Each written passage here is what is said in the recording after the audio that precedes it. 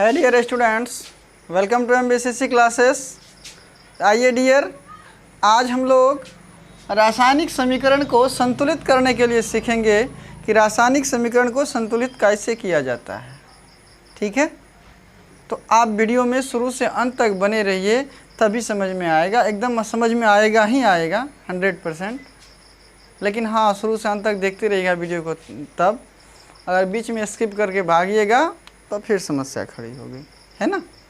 चलिए, रासायनिक समीकरण, इससे पहले वाला वीडियो में आप लोगों ने पढ़ा होगा कि रासायनिक समीकरण के प्रकार संतुलित रासायनिक समीकरण और असंतुलित रासायनिक समीकरण। तो दो तरह का रासायनिक समीकरण होता है। लेकिन ध्यान रखिएगा, केमिस्ट्री में हमेशा, रसायन शास्त्र में हमेशा जो है ना, वो संतुलित रासायनिक समीकरण का ही प्रयोग किया जाता है। हमेशा संतुलित रासायनिक समीकरण का ही प्रयोग किया जाता है। तो सवाल उठता है, क्यों संतुलित रासायनिक समीकरण का ही प्रयोग क्यों किया जाता है। तो ध्यान रखिएगा कि 9वीं क्लास में आप लोगों ने पढ़ा होगा पदार्थ के अनस्वरता का नियम। ठीक है, तो उसका वो नियम जो है साइंस का, उसका उल्लंघन हो जाएगा अगर हम लोग समीकरण में असंतुलित रासायनिक समीकरण का प्रयोग नहीं करेंगे और संतुलित का प्रयोग करेंगे। तो क्या होगा, समीकरण अगर असंतुलित का प्रयोग करें ना, तो क्या होगा, ये जो पदार्थ के अनस्वरता का नियम है उसका उल्लंघन हो जाता है। तो इसीलिए हम लोग क्या करते हैं, संतुलित रासायनिक समीकरण का प्रयोग करते हैं। क्यों, क्या होता है अनस्वरता का नियम? अगर आप भूल गए तो हम इसको आपको मतलब ये करा दें, पुनः से याद करा दें कि अनस्वरता का नियम कहता है कि जब भी कोई दो या दो से अधिक पदार्थों के परमाणु आपस में अभिक्रिया करके कोई नया पदार्थ का निर्माण करता है ना, तो इस घटनाक्रम में जो पदार्थ का पहले का द्रव्यमान था अब बाद वाला, दोनों बराबर होता है। परमाणुओं की जो संख्या है उसमें कोई मतलब परिवर्तन नहीं होती है, ना तो कोई नया परमाणु बनता है, ना तो कोई नया परमाणु आपस में ख़त्म होता है। जैसे कि मान लीजिए कि यदि 5 लड़के और 7 लड़कियां, इन दोनों का ग्रुप है और दोनों क्विज कर रहे हैं, क्विज प्रतियोगिता खेल रहे हैं, तो इसमें अगर मान लेते हैं कि 3-3 का ग्रुप बना दिया जाए, है ना, 2 लड़के 1 लड़कियां, या फिर 2 लड़की 1 लड़का। तो इस प्रकार से जब ग्रुप बना देते हैं तो 5 लड़के हैं और 7 लड़कियां हैं, तो कितने हो गए, 7 5 12, टोटल 12 हैं। अब ग्रुप हम 3 1 का बना दें, 2 1 का बना दें, 4 2 का बना दें, कोई भी ग्रुप बनाए तो 7 5 12 का 12 ही रहेगा ना। लड़की 7 है तो 7 ही रहेगी, ठीक है, लड़के 5 हैं तो 5 ही रहेंगे। ठीक उसी प्रकार से रासायनिक अभिक्रिया में क्या होता है कि अभिकारक में, अर्थात रिएक्टेंट जो है ना, उसमें जो पदार्थ के परमाणुओं की संख्या जितनी है ना, वो अभिक्रिया के फलस्वरूप जो नया पदार्थ बनता है उनमें भी परमाणुओं की संख्या उतनी ही रहेगी। ठीक है, तो अभिक्रिया के बाद हम देखते हैं कि जब ये असंतुलित हो रहा है, ये नहीं मिल रहा है, तो परमाणु की संख्या को तो हम, है ना, इधर उधर नहीं कर सकते, उसमें तो गुना भागा नहीं कर सकते, लेकिन अणु को तो घटा बढ़ा सकते हैं ना। तो अणुओं की संख्या को हम लोग क्या करते हैं, गुना कर देते हैं, गुणक से अर्थात गुणांक से, कोफिशिएंट से गुना कर देते हैं, और दोनों तरफ परमाणुओं की संख्या को, प्रत्येक तत्व के परमाणुओं की संख्या को बराबर कर देते हैं। इतना बात बता, अगर समझ में नहीं आया तो कोई बात नहीं, इस उदाहरण से बता रहे हैं, फिर जो अगर आपको कोई कन्फ्यूजन होगा तो वो भी दूर हो जाएगा। देखिए, हमने एक उदाहरण लिया KClO3, अगर ये टूटता है ना तो KCl + O2 बनता है। ठीक है, पोटेशियम क्लोराइड प्लस ऑक्सीजन का निर्माण होता है। इसमें देखिए हम लिखते हैं दया बयां करके LHS और RHS। और ध्यान रखिएगा, अभी जो हम बता रहे हैं ना रासायनिक समीकरण संतुलित करने के बहुत सारे विधि हैं। अभी जो हम बता रहे हैं इसका नाम अनुमान विधि। अनुमान मतलब क्या, अनुमान लगाना, तर्क लगाना। तर्क लगा करके अपनी खोपड़िया से हम जो ना सवाल को बनाएंगे, समीकरण को संतुलित करेंगे। ठीक है, बहुत सारे आपको बताएंगे, कभी सम को विषम कर दो, विषम को सम कर दो, ये कर दो, वो कर दो। अरे भाई माथापच्ची क्यों, जब अपनी ही खोपड़िया लगानी होगी, अनुमान ही लगानी होगी, तो अपना अनुमान लगाएंगे, जो अच्छा लगेगा वो करेंगे, है ना। दोनों तरफ तत्वों के परमाणुओं के, प्रत्येक तत्व के परमाणुओं की संख्या को बराबर करेंगे, जिससे गुना करना होगा करेंगे, है ना। क्या सम क्या विषम, ठीक है। चलिए, अनुमान ही लगाना है तो फिर इन सब की बातों की क्या है। तो अब देखिए LHS और RHS में लिखा, यहाँ लिखा K, यहाँ हमने लिखा Cl और यहाँ हमने लिखा O। अब आप देखिए K पोटेशियम कितना है परमाणु, बाईं तरफ 1, और यहाँ कितना है 1। चलिए, ये तो 1 1 है। Cl कितना है, ज़रा गौर से देखिए, यहाँ 1, और यहाँ कितना है Cl, यहाँ भी कितना है 1 है। O में आइए, O कितना, यहाँ 3 है और यहाँ कितना है 2 है। आप देख सकते हैं कि यहाँ क्या हो गया, ये तो बराबर है, ये बराबर, और यहाँ ओ में एक दिक्कत है, ओ एक तरफ 3 है और एक तरफ 2 है, इसे हमें संतुलित करना है। ठीक है, अब संतुलित करने के लिए हम क्या करते हैं, सो देखिए क्या करें, अपना दिमाग लगाएंगे, अपना अनुमान लगाएंगे कि इसमें किसको किससे गुना करने पर जो है समीकरण संतुलित हो जाएगा। और किसी भी अणु को परमाणु को नहीं, किसी भी अणु को हम जो आवश्यक हो उससे गुना कर सकते हैं, दोनों तरफ बराबर करने के लिए, परमाणुओं की संख्या को बराबर करने के लिए ये हमें अधिकार मिला हुआ है। तो आइए देखते हैं क्या करें क्या नहीं करें। ये बेचारे 2 है, यहाँ 3 हो गया, समझ में नहीं आता है क्या करें। तो क्या करें, ऐसा करते हैं, इस पूरे को 2 से गुना कर देते हैं।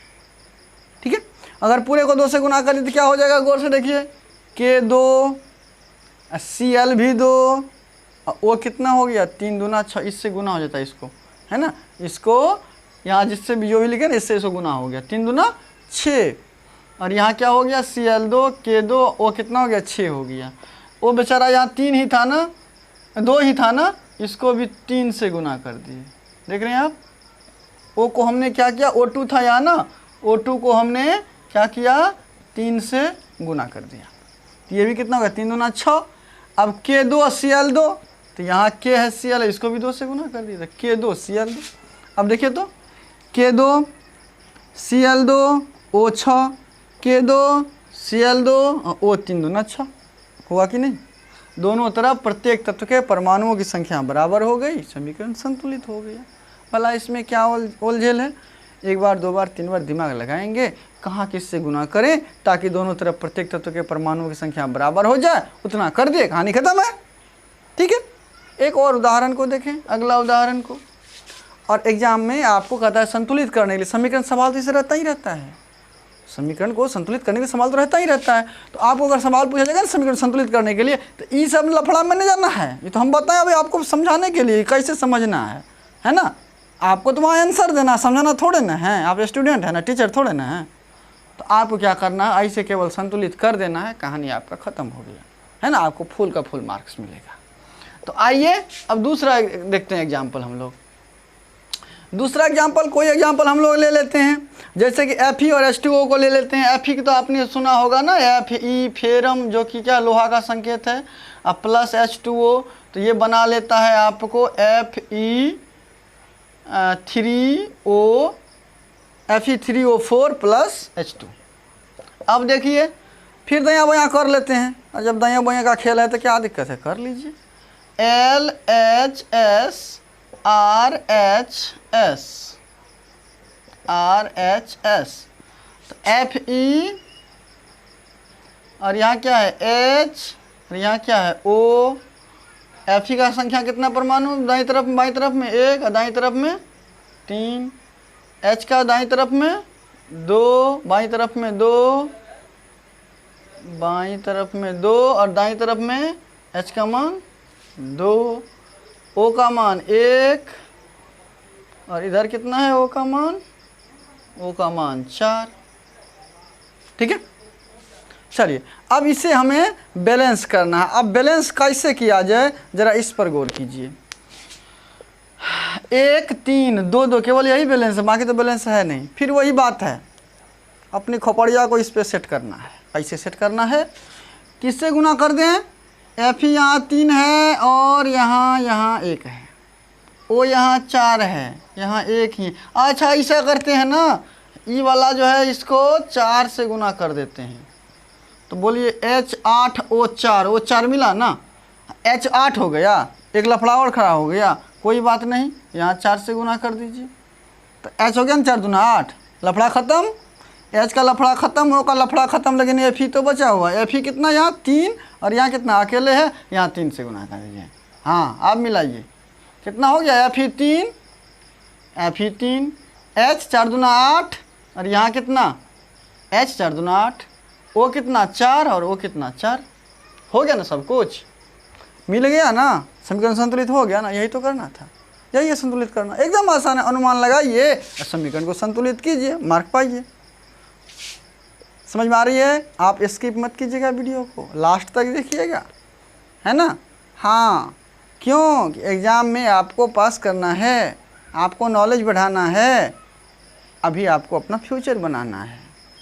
तो भविष्य अगर सुनहरा करना है तो वर्तमान में थोड़ा कष्ट सहना पड़ता है। अभी हो सकता है कि आपके व्हाट्सएप पर मैसेज आ रहा होगा, मैसेंजर पर आ रहा होगा फ्रेंड वगैरह का, कहाँ है, क्या कर रहा है, लेकिन बोलो कि थोड़ा है ना दिल को थाम के रखना है कि अभी हम पढ़ाई कर रहे हैं, इसको पढ़ लेते हैं, पूरा वीडियो देख लेते हैं और इसके बाद तुम्हारा जवाब देते रहेंगे। अरे दिन भर पढ़ा हुआ है, 10 मिनट में कौन सा पहाड़ टूट जाएगा। दशरथ माझी थोड़े ना है, उसको भी बहुत समय लगा था। चलिए तीसरा एग्जाम्पल को देखते हैं।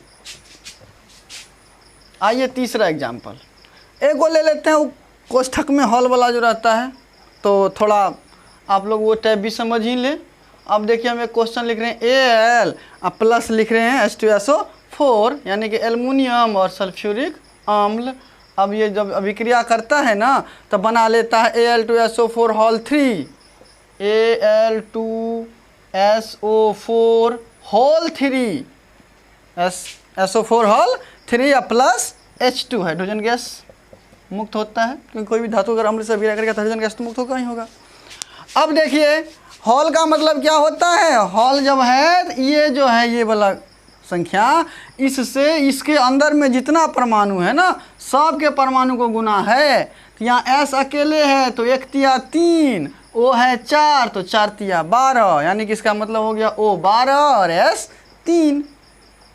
अब क्या दया बुया कर लें, ऐसे कर लेते हैं LHSRHS। यहाँ हमने लिखा Al और यहाँ हमने लिखा H, यहाँ S, यहाँ O। तो Al का मान है यहाँ 1 परमाणु संख्या और यहाँ है 2, यहाँ H का परमाणु संख्या है 2 और यहाँ है H का परमाणु संख्या 2, परमाणुओं की संख्या। ठीक है, S का है कितना यहाँ 1 और यहाँ S कितना है 3। ठीक है, और यहाँ O कितना है 4 और यहाँ O कितना है 12। ठीक है, हिसाब किताब कर लेते हैं हम लोग कैसे कैसे होता है, क्या करें क्या नहीं करें।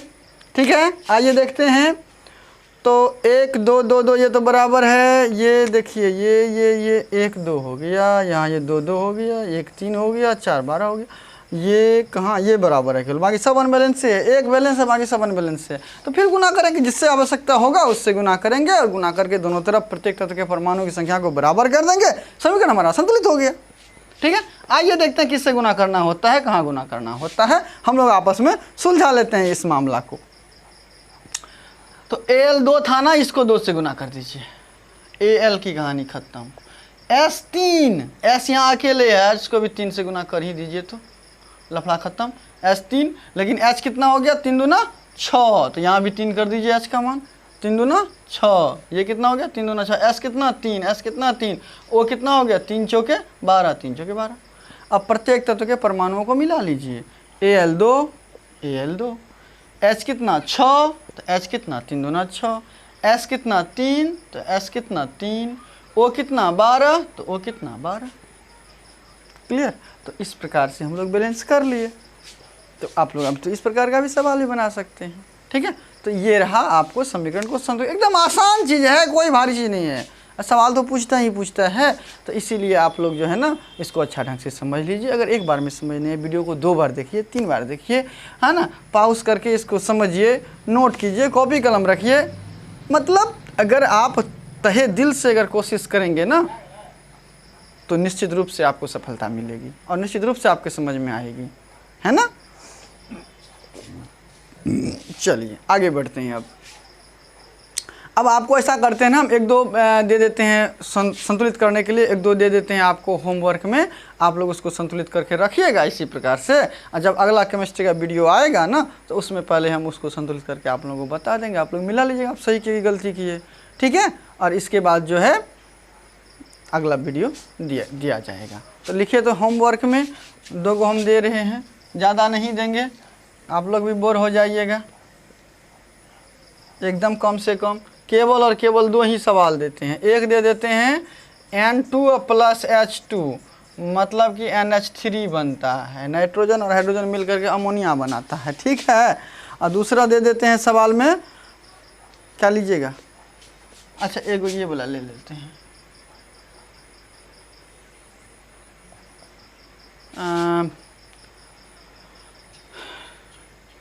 जल वाला, अच्छा, एक ऐसा ये वाला तो आप लोगों ने पढ़ा है इससे पहले, CaCO3 पहला चैप्टर में, प्लस CaCO3 अब प्लस नहीं, इसको अगर गर्म करते हैं तो बन जाता है CaO प्लस CO2। एक बात ख्याल रखिएगा, एक बात हम इस सवाल तो बता दिया आपको, देख लीजिएगा, अगर पहले संतुलित है तो है, तब उसमें दिमाग नहीं लगाना है, दिमाग वहीं लगाना है जहाँ संतुलित नहीं है। हाँ, हो सकता है कोई सवाल हम हो सकता है कोई सवाल उसमें ऐसा भी संतुलित पहले से हो, तो उसमें नहीं झूठे का गुना भगा करके आप बर्बाद कर दीजिएगा, नहीं। तीसरा क्वेश्चन, एक क्वेश्चन और दे देते हैं, जल में किस किस से बनता है, H2 प्लस O2 दे देते हैं, तो क्या बनेगा, H2O बनेगा। इसको संतुलित कर ले, 3 सवाल होगा, तीनों को आप लोग संतुलित करके रखिएगा। जब आगे हम लोग बताएंगे ना, अगला वीडियो आप लोगों को प्रोवाइड करवाएंगे, तो उसमें निश्चित रूप से इस तीनों को पहले हम बैलेंस करके दिखा देंगे, आप लोग मिला लीजिएगा, फिर अगला वीडियो आप लोगों को अगला जो मतलब टॉपिक है उसके बारे में चर्चा हम लोग करेंगे। ठीक है, तो आशा करते हैं आप लोगों को समझ में आया होगा, तो लाइक कर दीजिए पसंद आया है तो।